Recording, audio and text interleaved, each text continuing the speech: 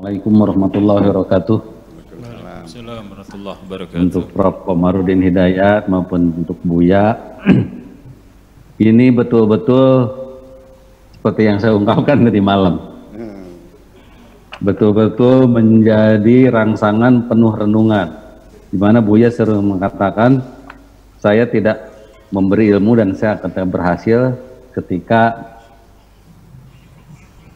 para santri atau para sahabat menjadi berpikir keras. Nah, untuk berpikir keras ini, itu tadi aja. Saya sampaikan doa seperti tadi malam. Ya Allah, tambahkan kebingungan saya agar saya makin mencintai Buya dan Profesor Komarudin.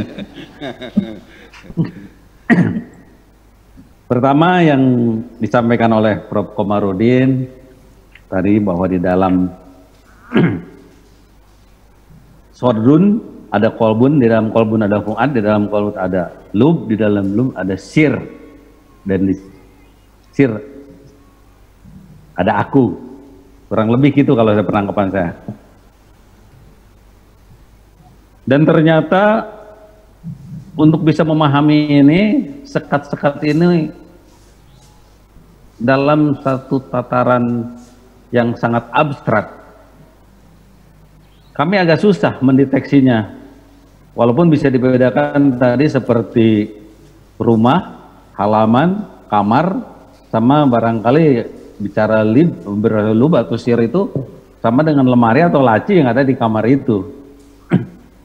Nah, pertanyaan kepada Prof, untuk kami yang awam ini, pada tingkatan mana, di level mana kita bicara sodrun, pada level mana bicara kolbun, level mana bicara fuad, bicara lub, dan sir.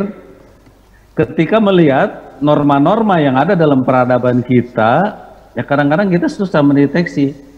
Ini sebetulnya bagian dari perjalanan menuju tahapan-tahapan itu, karena kita semua, mohon maaf, kalau saya terjebak istilah Buya tadi itu, kita sudah terjebak, sudah merasa soleh ketika sudah kita menjalankan syariat. Padahal pencapaian dan pemahaman itu kan bukan sekedar untuk dipahami, tapi untuk didedikasikan pada kehidupan ini kan sebetulnya. Kalau pada muaranya istilah Buya adalah bahwa tujuannya semua para nabi itu pada supremasi hukum dan pada keadilan sosial. Apakah kalau sudah tercapai supremasi hukum dan keadilan sosial baru itu bisa akan udah sampai pada sirnya yang paling hakikat, tarekat dengan syariat dengan hakikat? Kalau saya mulai memisahkan kan antara kulit, daging, isi, dan rasa, barangkali gitu Bu ya, kalau saya tidak salah menafsirkan apa yang pernah bahas orang tadi. Cuman kan kami yang awam ini gini, ketika orang sudah nyampe kepada satu yang bisa sampai hakikat, pada sudah menghormati yang punya aturan, seringkali mungkin bagi kami itu sama seperti kami anak SD yang ditanya, kakakmu sekolah di mana? Kakak saya nggak pernah sekolah. Kok kamu mengatakan nggak pernah sekolah? Karena kakaknya itu kebetulan sudah mahasiswa. Karena kakak saya tidak pernah pakai baju berseragam warna putih, bajunya putih, celananya warna merah ati yang biasa dikenakan oleh seragam SD. Jadi ketika kakaknya berangkat sekolah, berangkat kuliah tidak menggunakan baju seragam itu, dibilang kakak saya nggak pernah sekolah. Nah, ini kadang-kadang kan kita sangat-sangat membingungkan bagi kami pada pemula-pemula itu untuk membaca. Sebetulnya yang harus duluan dipahami itu penghormatan kepada yang punya aturan. Apa mentaati dulu aturan itu merupakan suatu wasilah atau jembatan untuk bisa memahami pada aturan. Karena kadang-kadang dengan mengatasnamakan sudah menghormati pada yang aturan, tidak jarang kita temuin orang-orang yang sudah lagi tidak menjalankan syariat itu dengan alasan bahwa syariat itu untuk orang awam. Nah, ini mohon penjelasan lebih lanjut. dari Buya maupun dari Prof. Komarudin. Terima kasih, mohon maaf untuk pertama, sementara itu dulu yang saya sampaikan. Terima kasih. Assalamualaikum warahmatullahi wabarakatuh.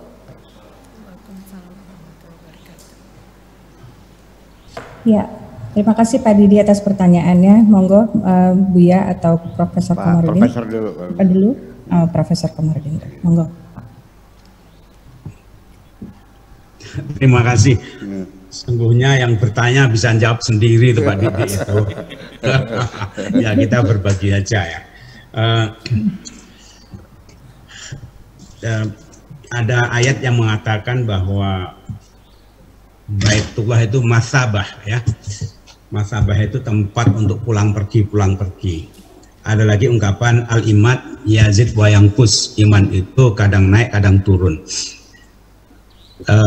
Ada hadis yang mengatakan ya muqallibal qulub sabit qalbi ala dinik, ya zat yang bolak-balikkan hati, bantulah, sayangilah, rahmatilah aku agar hatiku ini tetap dalam orbit yang istiqomah gitu.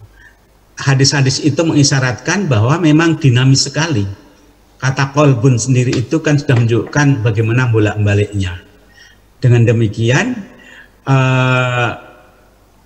jadi ada kalanya kita ini mungkin sibuk pada tataran intelektualitas dan ego kita. Saya kadang-kadang kalau melihat orang berdebat itu, ini sungguhnya yang diperdebatkan itu referensinya dan egonya, atau dia itu berbagi kasih sayang, pengalaman manisnya iman. Gitu.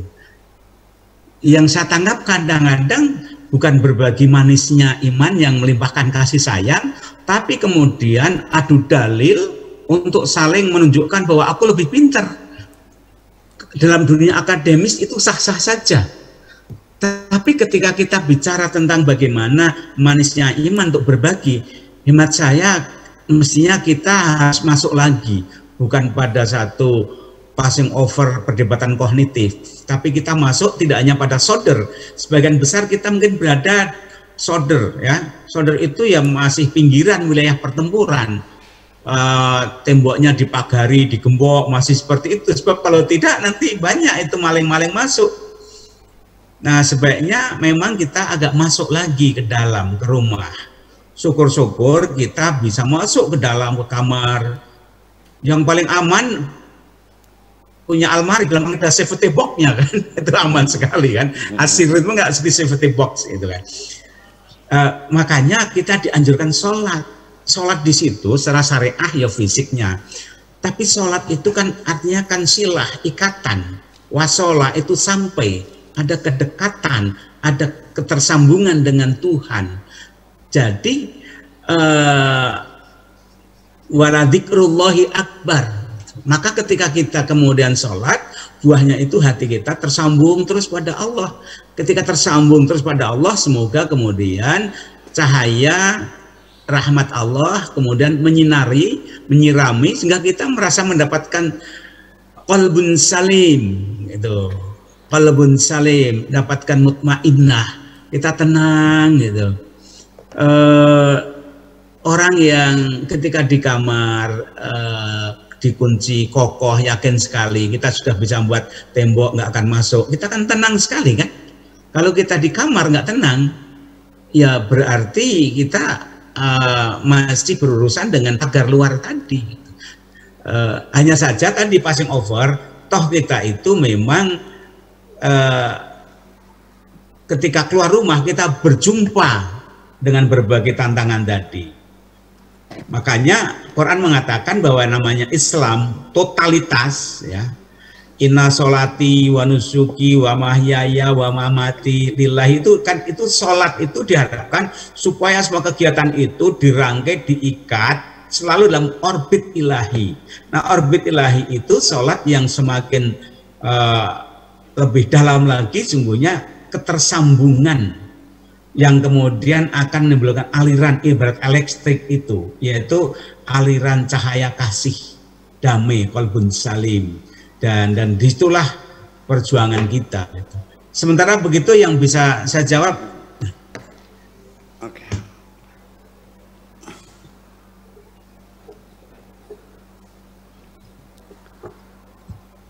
Belum, nggak ada suara, belum di-unmute. Ya. Ya, ini udah di-unmute. Monggo waktu dan tempatnya Buya Syakur untuk ditanggapi. Oke. Saya ingin menjawab pertanyaan Pak Dik-Dik. Karena di sini ada beberapa terma ya. Ada kolbun, ada fuadun, ada lubun, ada sirrun, ada domirun, ada syu'urun, ada ihsasun, dan banyak sekali.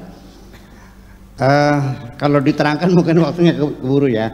Cuman saya berjanji kepada Pak Dik-Dik, insya Allah nanti ini murni kajian terminologi. Sebab artinya nanti yang membedakan adalah substansinya ya. Sebagai gambaran gini, ketika ada orang berkumpul banyak, itu tidak satu nama. Ini orang berkumpul, ya bahasanya kumpulan, ya udah kumpul betul. Tapi kan bisa dibedakan bahwa orang itu berkumpul. Oh, itu namanya briefing, ya. Oh, itu namanya temu bicara. Oh, itu temu kangen. Itu halal bihalal. Itu rapat. Itu sidang. Itu konferensi. Itu seminar. Itu simposium. Semuanya kumpul. Dari mana kita membedakannya orang kumpul itu? Dari substansinya. Nah makanya sehingga kapan kita katakan mana hati, mana fuad, mana lub, mana sir, domir, ini tentu sangat panjang sekali. Saya berjanji insya Allah mudah-mudahan saya punya waktu khusus untuk menjawab pertanyaan Pak Dik-Dik. Tetapi sekedar untuk jawaban sementara ini begini, ini semuanya bisa dideteksi kecuali satu, geraknya hati, geraknya fuad, domir, semua terdeteksi kecuali satu, sir. Illa sir la ya'lamuhu illallah, ya, bahwa sir itu adalah kalau kita katakan namanya palung hati yang paling dalam. Jadi apa yang terjadi, apa yang sedang dipikirkan, apa yang sedang ditimang-timang dalam sir itu malaikat pun tidak bisa mengetahuinya, setan pun tidak bisa mengetahuinya, hanya Allah mengetahuinya dan kita sebagai pelakunya. Itu sir. Adapun fuad domir bisa dideteksi, kan dia punya gelombang juga. Artinya begini, Pak Afkar berpikir nggak? Ketika berpikir menggunakan bahasa nggak? Nah, menggunakan. Nah, karena menggunakan bahasa itu setiap huruf. Ini kita kajian linguistik aja deh. Ketika kita membaca diam, apa yang terjadi? Itu setiap huruf melompat lewat mata kita dengan mengeluarkan suara dengan hormat. D itu berbunyi, yang kita tangkap dengan mata langsung kita terima. D, E, N, G, A, N dengan hormat H. Itu namanya sautul batini, suara batin. Itu kajian-kajian linguistik, nyuruh linguistiknya seperti itu kita tangkap semuanya ini. Nah, makanya ketika orang sudah dalam keadaan sedih, dalam keadaan marah dan sebagainya yang dia rasakan, dan dia bergumam, mencaci maki orang, berpikir, bercanda dan sebagainya, itu bisa kita tangkap kecuali sir. Saya ingin mengatakan gini, setelah 40 hari saya di hutan berkholwat, mata saya tidak melihat sesuatu yang terlarang, telinga saya tidak pernah mendengar sesuatu terlarang, mulut saya tidak pernah mencaci maki orang. Artinya dalam keadaan hati saya sedang damai. 40 hari itu transparan dan transandental.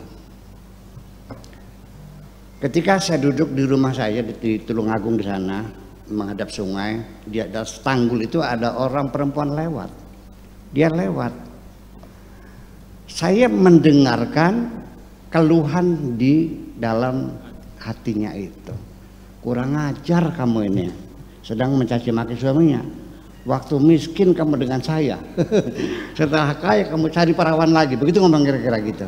Saya ketawa sendiri, kok begitu ya? Gitu. Itu semacam itu. Ini adalah pengalaman spiritual.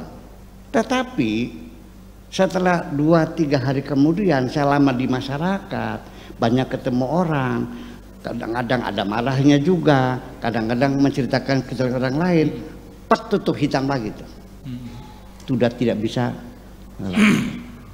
Artinya ketika keluar di hutan, saya bertapa di hutan, saya merasakan satu kejernihan, kebeningan, ada lightning di situ dalam diri saya itu, transparan dan transandental. Tetapi pertimbangan saya enak di sana di hutan sendirian, merasa nyaman, bahagia. Tetapi apa artinya saya hidup di dunia kalau saya tidak memberikan manfaat kepada sesama? Tetapi kalau saya pulang ke kampung lagi, saya juga melakukan dosa-dosa juga. Jujur aja melihat wajah-wajah cantik tertarik juga saya kok. Ya kan? Ya, kadang-kadang juga mulut kita lupa mengomentari orang berbuat salah kita. Jadi di masyarakat kita bisa memberi manfaat, tetapi juga saya tidak lepas akan selalu banyak melakukan dosa-dosa. Di hutan saya mungkin tidak melakukan dosa dan saya bahagia, damai dan sebagainya, tetapi saya memilih alternatif yang kedua. Sekalipun dengan dosa-dosa, saya siap menghadap masyarakat untuk memberi manfaat kepada mereka. Terima kasih.